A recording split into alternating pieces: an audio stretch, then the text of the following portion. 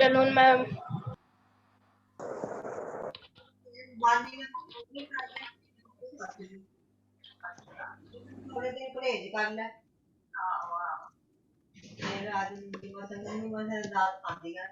Yes. No. Don't like.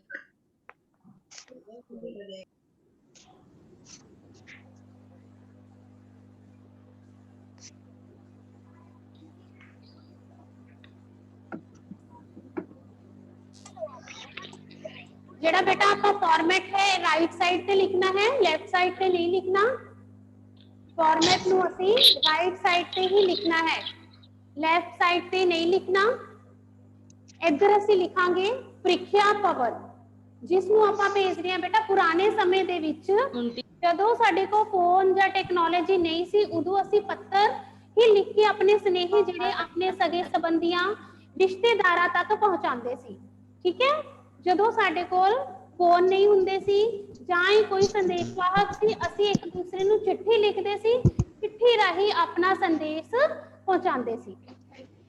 फिर साडे को फोन आ गए, आप फोन दे नाल अपने मैसेज जेड़े आ एक दूजे नू देने शुरू कर दिते। असी अज ओही फॉर्मेट लिखांगे, निजी पत्र अपने रिश्तेदारां सगे संबंधरां जां फिर दोस्तां मित्रां नू जेड़ा लिखिया जांदा उस नू आपां कहंदे हां निजी पत्र। निजी पत्र दे विच भेजण वाले दा जेड़ा जिस नू आपां भेज रहे हां चिट्ठी ओदा एड्रेस लिखना है। आपां इत्थे लिखांगे ਪ੍ਰੀਖਿਆ ਭਵਨ, ਪ੍ਰੀਖਿਆ ਭਵਨ कोमा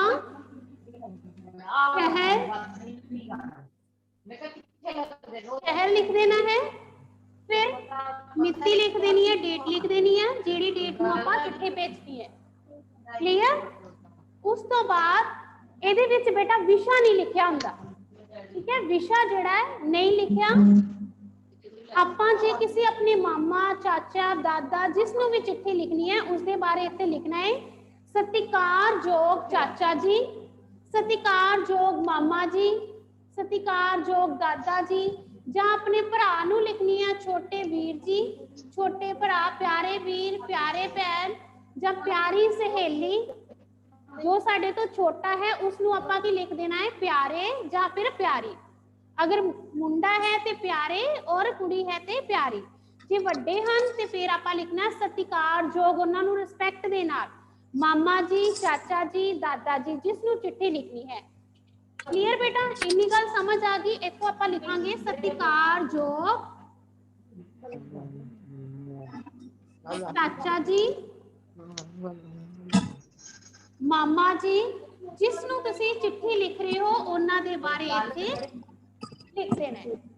ठीक है, फिर आप उन्होंने विश करनी है जिवें सत श्री अकाल, नमस्ते, जो भी तुसी करते हो वो आप इत्थे ग्रीटिंग लिख देनी है। जिवें नमस्ते, सत श्री अकाल लिख दियो, सत श्री अकाल लिख सकते हैं।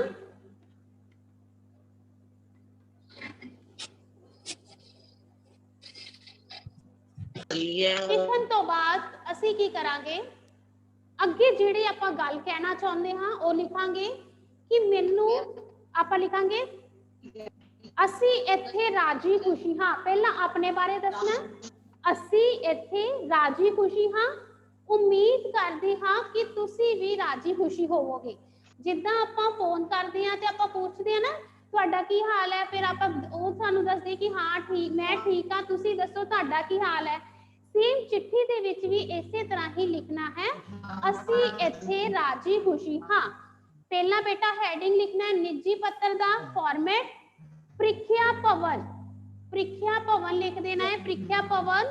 फिर शहर, शहर का नाम नहीं लिखना, जस्ट ब्लैंक्स पा के शहर, फिर डेट पा देनी है। जेडी डेट नूं आपां चिट्ठी लिखनी आपां लिखनी नहीं, जस्ट उत्थे लिखिया या लिखती।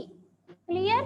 जिन्नू चिट्ठी लिखनी है सत्कारयोग चाचा जी, मामा जी, प्यारे वीर जी, प्यारी भैन जी, प्यारी सहेली, प्यारे मित्र, जो भी तुसी लिखना बेटा।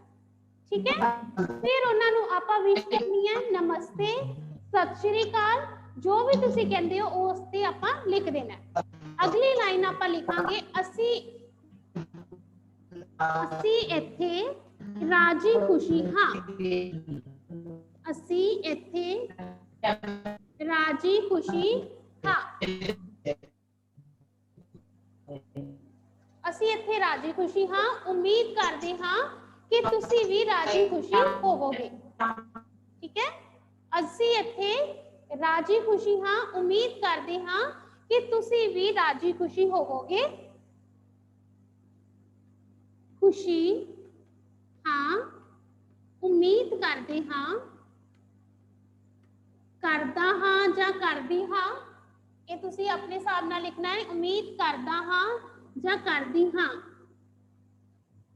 ਕਿ ਤੁਸੀਂ ਵੀ ਰਾਜੀ ਖੁਸ਼ੀ ਹੋਵੋਗੇ।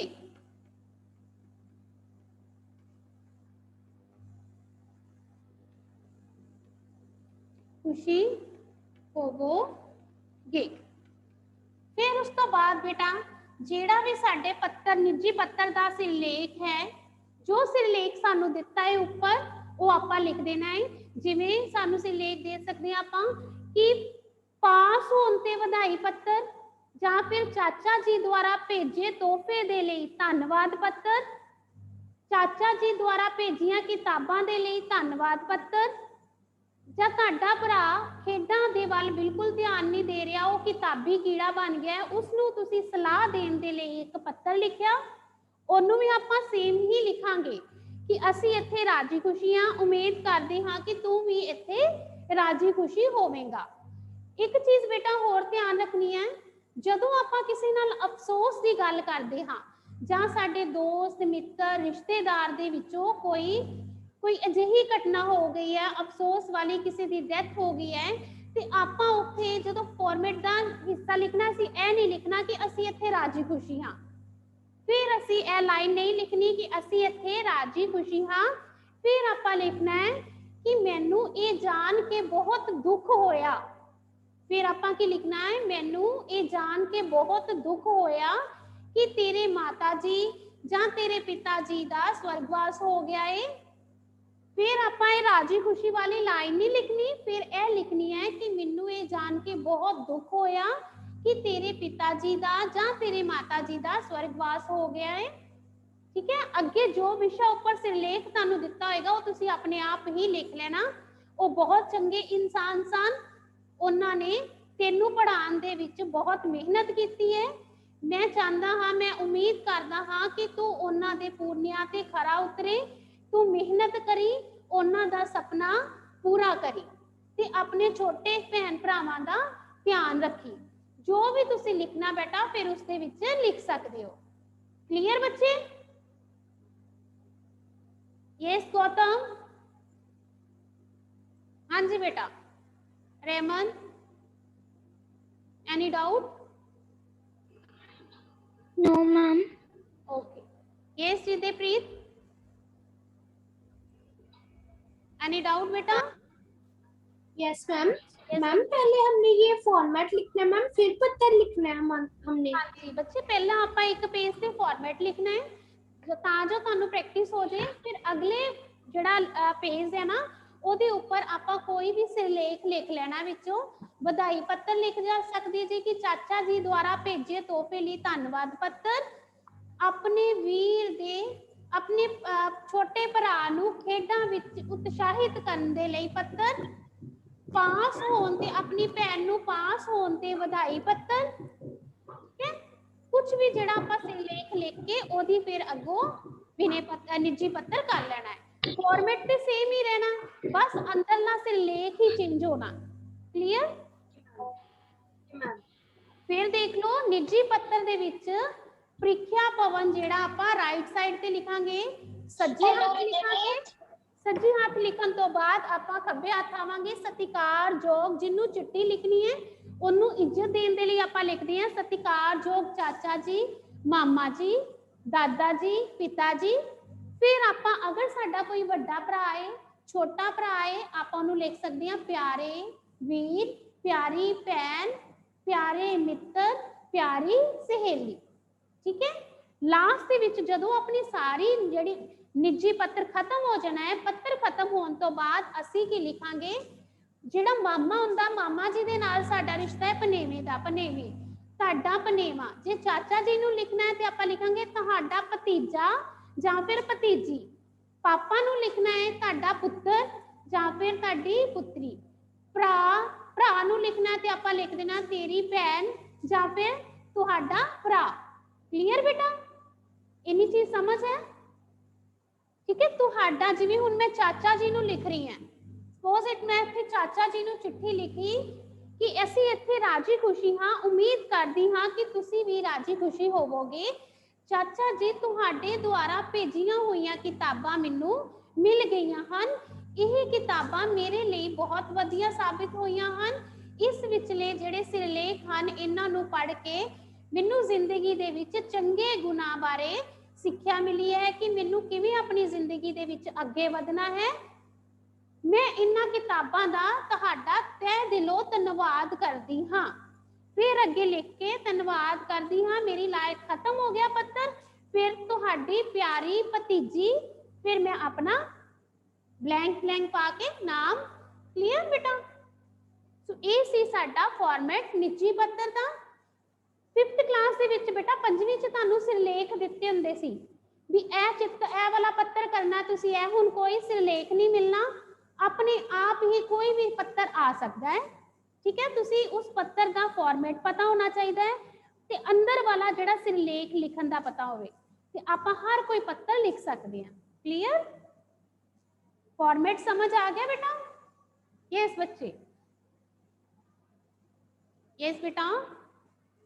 मैम पेपर मैम हमने पेपर ਵਿੱਚ ਮੈਮ ਇਹ ਬਸ ਲਿਖਿਆ ਆਣਾ ਕਿ ਨਿੱਜੀ ਪੱਤਰ ਲਿਖੋ ਮੈਮ। ਅਸੀਂ ਆਪਣੀ ਮਰਜ਼ੀ ਨਾਲ ਕੋਈ ਵੀ ਲਿਖ ਸਕਦੇ ਆ।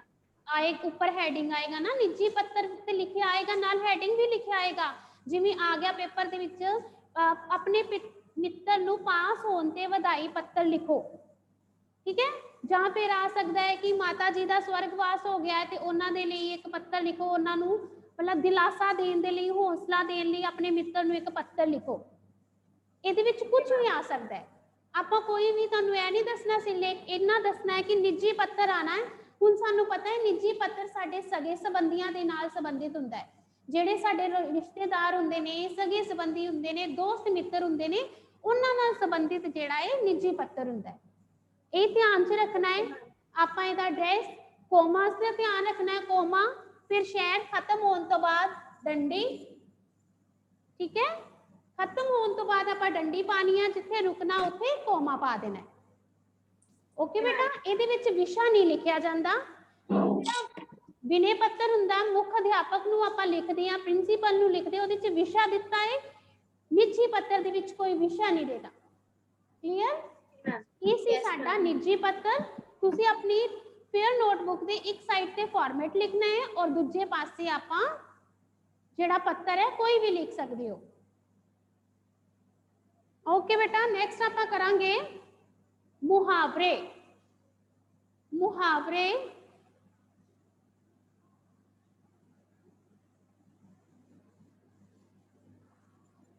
ਪੁਰਾਣੇ ਸਮੇਂ ਦੇ ਵਿੱਚ ਬੇਟਾ ਜਿਹੜੇ ਸਾਡੇ ਵੱਡੇ ਵਡੇਰੇ ਸੀ, ਸਾਡੇ ਬਜ਼ੁਰਗ ਸੀ, ਉਹ ਕੀ ਕਰਦੇ ਸੀ, ਜ਼ਿਆਦਾ ਗੱਲ ਲਮਕਾ ਕੇ ਨਾ ਕਰਨ ਦੀ ਬਜਾਏ ਛੋਟੀ ਗੱਲ ਦੇ ਵਿੱਚ ਹੀ ਉਸ ਦਾ ਉੱਤਰ ਦੇ ਦਿੰਦੇ ਸੀ। ਠੀਕ ਹੈ, ਪੂਰੀ ਗੱਲ ਨਹੀਂ ਕਰਦੇ ਸੀ, ਛੋਟੀ ਜੀ ਗੱਲ ਦੇ ਵਿੱਚ ਹੀ ਉਹਦਾ ਉੱਤਰ ਦੇ ਦਿੰਦੇ ਸੀ। ਉਹ ਕਿੱਦਾਂ ਦਿੰਦੇ ਸੀ? ਜਿਵੇਂ ਕਿਸੇ ਨੂੰ ਨੀਂਦ ਆ ਗਈ ਬਹੁਤ ਜ਼ਿਆਦਾ, ਉਹ ਸੋ ਗਿਆ ਤੇ ਉਹਨਾਂ ਨੇ ਕੀ ਕਹਿਣਾ, ਮੇਰੀ ਤੇ ਅੱਖ ਲੱਗ ਗਈ। ਠੀਕ ਹੈ, ਮੇਰੀ ਅੱਖ ਲੱਗ ਗਈ।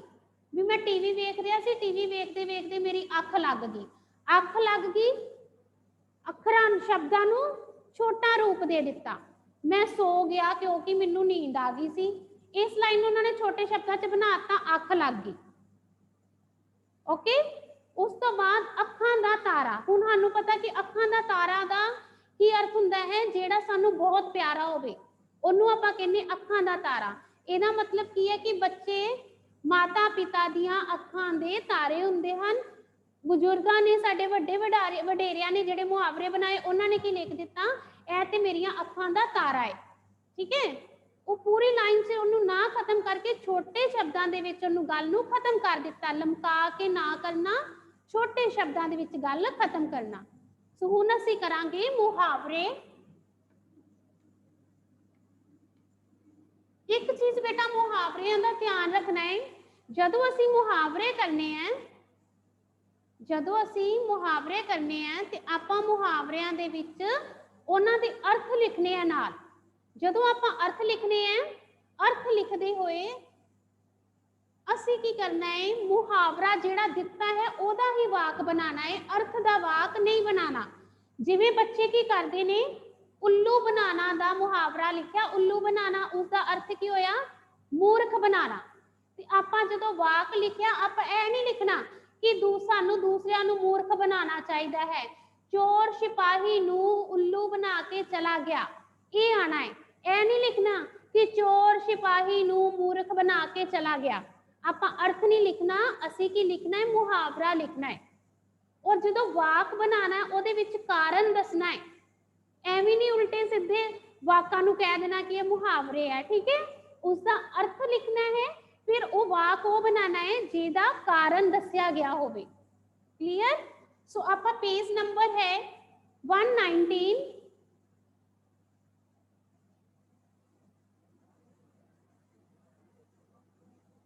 देखो जिवें सानू उन्होंने दिता है, उन लानी खूब लुटना, उन लानी का अर्थ है खूब लुटना। हुण जदों आपां वाक बनाना है, इहदा कारण दसना है कि क्यों उन ला रहे हैं। फिर आपा लिखिया, अजोके समय के हालातां नूं देखते हुए दुकानदार ग्राहकां दी खूब उन ला रहे हैं। दूसरे नंबर ते है उल्लू बनाना। बेटा उल्लू बनाना, मूर्ख बनाना। उल्लू बनाना किसनूं कहा जाता है, किसी नूं मूर्ख बना देना। इहदे ते भी आपां कारण दे देना है कि चोर सिपाही नूं उल्लू बना के दौड़ गया, चोर सिपाही नू उल्लू बना के दौड़ गया। उंगल करनी, उंगल करनी तो भाव है दोष लाना। उंगल करनी, दोष लाना, किसी के ऊपर इल्जाम लगाना। सानू बिना किसी सबूत तो किसी वाल उंगल नहीं करनी चाहिए। क्लियर बेटा? कौन आएगा, उस्तादी करनी। यस बेटा, हाँ जी, यस बच्चे। मैम ਅਸੀਂ ਜਿਹੜੇ ਤੁਸੀਂ ਲਿਖਵਾ ਰਹੇ ਹੋ ਫਿਰ ਨੋਟਬੁੱਕ ਤੇ ਲਿਖਨੇ ਆ ਕਿ ਜਿਹੜੇ ਬੁੱਕ ਤੇ ਲਿਖਿਆ ਉਹ बुक वाले लिखे 1 तो लेके 25 तक आपा करने हैं, 1 से लेके 25 तक। ठीक है, उस्तादी करनी, चलाकी करनी। सानू अपने तो वड्डियां दे नाल उस्तादी नहीं करनी चाहिए, सानू अपने तो वड्डियां नाल उस्तादी नहीं करनी चाहिए। उंगल ते नचाना भाव अपने इशारियां ते नचाना। उंगल ते नचाना, अपने इशारियां ते चलाना। हुण इहदे विच कारण दित्ता, कहंदा भारत पाकिस्तान नू हमेशा अपनियां उंगलां ते नचाउंदा रहा है। ठीक है, भारत पाकिस्तान नू हमेशा अपनियां उंगलां ते नचाउंदा रहा है। आपां अर्थ दा वाक नहीं बनाना, मुहावरे नू ही वाक दे विच लियाना है। इस चीज का जरूर ध्यान रखियो। नेक्स्ट है अखां ते बिठाना। स्क्रीनशॉट ले लेना हर्षिका। अखां ते बिठाना, आदर करना। और भी 1-2 बच्चा ले लियो।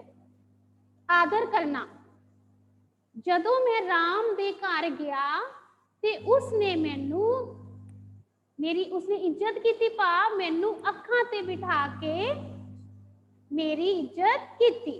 अखां ते बिठाना, आदर करना। पंजाबी लोकां दे घर जदों मेहमान आंदे हन, ओह उन्हां नू अखां ते बिठाउंदे हन। अगे अखां मीट जाना, मर जाना। राम दे माता पिता बीमारी कारण अखां मीट गए। राम दे माता बीमारी कारण अखां मीट गए। इहदे विच कारण भी दसदा ना कि अखां क्यों मीटे, क्योंकि वह बीमार सी। नेक्स्ट है अखां खुलनियां। अखां खुलनियां, समझ आ जानी। अखां खुलनियां, समझ आ जानी। ठीक है, जदों रमन नू अमन दी सच्चाई दा पता चलिया तां उसदियां अखां ही खुल गईयां। जदों रमन नू अमन दी सच्चाई दा पता चलिया उसदियां तां अखां ही खुल गईयां। जां आपां लिख सकदे हां, जदों रमन नू अमन दे चोर होने बारे पता लग्या उसदियां अखां खुल गईयां। ठीक है, नेक्स्ट है अखां फेर लेना बदल जाना।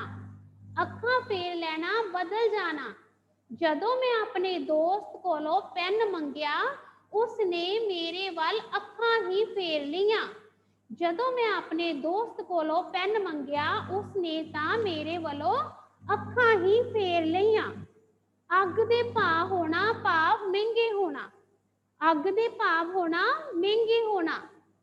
ठीक है, अजकल हर चीज अग दे भाव विक रही है। अजकल हर चीज अग दे भाव विक रही है। इट कुत्ते दा वैर मीन्स बहुत ज्यादा दुश्मनी होना एक दूजे दे नाल। हरनाम दा गुरनाम दे नाल इट कुत्ते दा वैर है। हरनाम दा गुरनाम दे नाल इट कुत्ते दा वैर है। ठीक है, जदों मैं अपने दोस्त नू पेन ना दिता तां उसने मेरे नाल अपना इट कुत्ते दा वैर रखना शुरू कर दिता। ठीक है, दुश्मनी हो जानी कि इन्ने ते मैनू यह चीज दिती नहीं, हुण अज तो यह मेरा दुश्मन है। ईद दा चंद होना। ईद दा चंद बेटा बहुत देर बाद मिलना। जदों राम पिंडों वापस आया तां शाम नू मिलदे ही शाम ने उसनू कहा यार तू तां ईद दा चंद हो गया है। जां फिर लिख सकते हैं अमन बहुत दिनों बाद जदों स्कूल आया तां सारे बच्चे उसनू ईद दा चंद कह के सदन लगे। ईन मनाना मीन्स किसी नू अपने अधीन कर लेना। ईन मनाना किसी नू अपनी गल मनानी। ठीक है, भारत नू किसी दी भी ईन नहीं मननी चाहिए क्योंकि भारत एक प्रफुल्लित देश है। इस करके भारत नू कभी भी किसी दे अधीन नहीं होना चाहिए। भारत को सारा कुछ है। साडे वर्गे सोहने नागरिक ने जो पढ़ लिख के अपने देश का नाम उच्चा करेंगे, है ना। नेक्स्ट है एक मुठ होना इकट्ठे होके रहना। एक मुठ होना इकट्ठे रह के रहना। जदों असी एक मुठ होके रवांगे तां कोई भी साडा कुछ नहीं बिगाड़ सकेगा। जेकर सारे भारतवासी एक मुठ होके रहणगे ते पाकिस्तान वर्गे देश साडा कुछ नहीं बिगाड़ सकणगे। ठीक है, नेक्स्ट है एक अख नाल वेखना सारियां नू इक्को जिहा समझना। माता पिता अपने बच्चियां नू एक अख नाल वेखदे हन। क्लियर।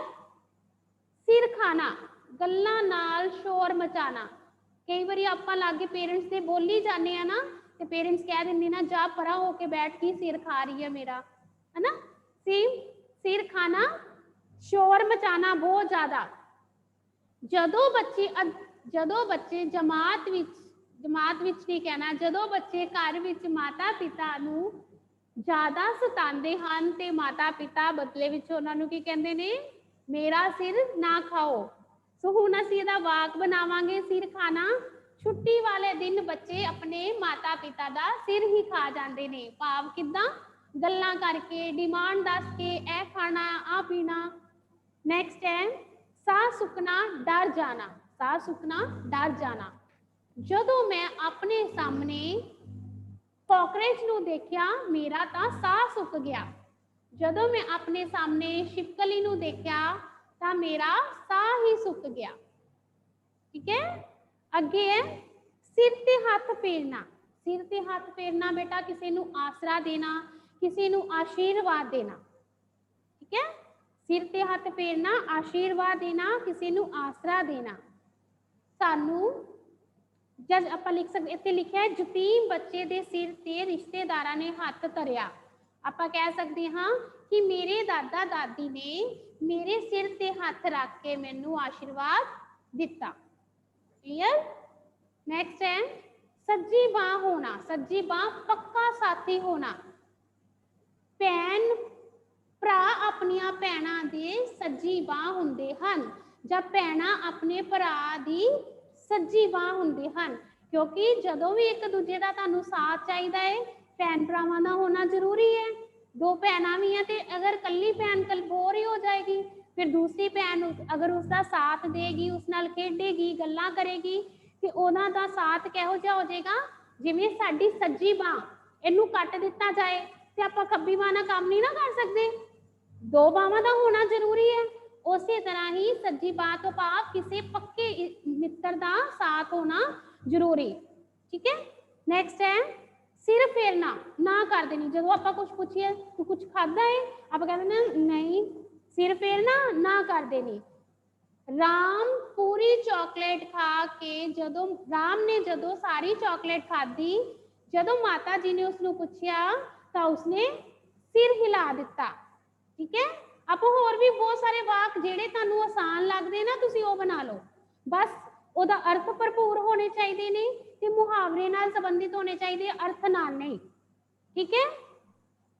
ਅੱਗੇ ਹੈ ਬੁੱਕ ਵਾਲੇ ਵੀ ਲਿਖ ਸਕਦੇ ਹਾਂ। ਹਾਂਜੀ ਮੈਮ ਅਸੀਂ ਬੁੱਕ ਵਾਲੇ ਵੀ ਲਿਖ ਸਕਦੇ ਹਾਂ। ਹਾਂ ਲਿਖ ਸਕਦੇ ਹਾਂ, ਪਰ ਜ਼ਰੂਰੀ ਆਪਾਂ ਨਕਲ ਮਾਰਨੀ ਆ, ਆਪਾਂ ਆਪਣੇ ਤੋਂ ਬਣਾਵਾਂਗੇ। ਠੀਕ ਹੈ ਨਾ, ਸਾਨੂੰ ਮਟੀਰੀਅਲ ਮਿਲਿਆ ਹੋਇਆ, ਅਸੀਂ ਆਪਣੇ ਕੋ ਵੀ ਬਣਾ ਸਕਦੇ ਹਾਂ। ਆਪਾਂ ਨੂੰ ਪਤਾ ਪੇਪਰ ਦੇ ਵਿੱਚ ਕੁਝ ਹੋਰ ਆ ਜੇ ਫਿਰ ਆਪਾਂ ਬੁੱਕ ਨਹੀਂ ਭਾਲਾਂਗੇ ਨਾ, ਸਾਨੂੰ ਆਪਣੇ ਤੋਂ ਹੀ ਵਾਕ ਬਣਾਉਣੇ ਚਾਹੀਦੇ ਬੇਟਾ। ਅੱਗੇ ਹੈ ਸਿਰ ਤੇ ਚੁੱਕਣਾ। ਸਿਰ ਤੇ ਚੁੱਕਣਾ ਬਹੁਤ ਕਿਸੇ ਦੀ ਇੱਜ਼ਤ ਮਾਨ ਕਰਨੀ, ਸਤਿਕਾਰ ਕਰਨਾ।